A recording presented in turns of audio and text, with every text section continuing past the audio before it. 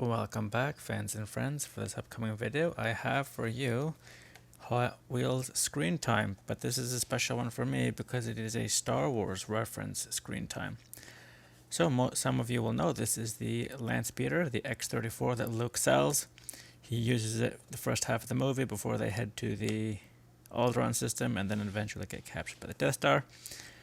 It is obviously a very iconic ship slash vehicle, and brought to us today by Hot Wheels. And there's the Star Wars at the top there. There's the Hot Wheels screen time, 10 out of 10. And just an interesting note, I did not realize that the craft appears to be right-hand drive. So there we have it. And then you can see clearly the weathering detail is mimicked on the ship itself, as in the photo. And the back we have the normal stuff, empowering the next generation through play. And there's the French of this, more parts, not for use in sets. And the X-34 Landspeeder, instead of referencing, I know some previous versions had Luke's Landspeeder. I just realized actually I have quite a few of these screen times. I have USS Vengeance, I have the Milano and Narada. But the Narada is not this size Hot Wheels, it's much, much larger. And I got it years ago. Anyway, so there we have the Star Wars version of the X-34 from Hot Wheels. And there we have its production date. So this year, 6 months. So while it is relatively new, it is obviously licensed 2021 from Mattel.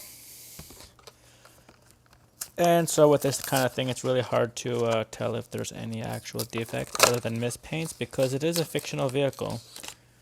So I mean, they can say whatever they want. So the first thing I'm going to say is it is exactly, I believe, like the movie prop. People have heard that they put a little shroud on there to hide the wheels. So there we have it. And there's Lucasfilm Limited. The Landspeeder, no mention of the X-34, and 2020. So it's actually a year earlier than the licensing. Engines are hollow. Other than that, it appears to have the clean punch on one side, the dirty, gluey side on the other.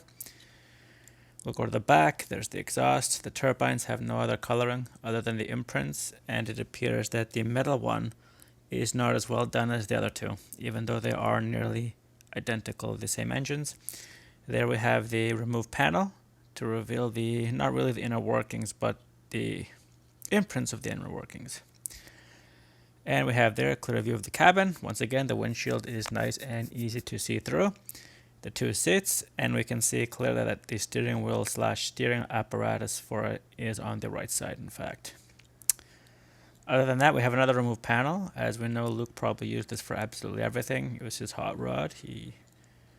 Basically his only way to get around the city, probably towards the hangar where he learned to fly his T-16, which should come handy a little bit later. But other than that, we see the markings on the outside of the craft, very nicely done.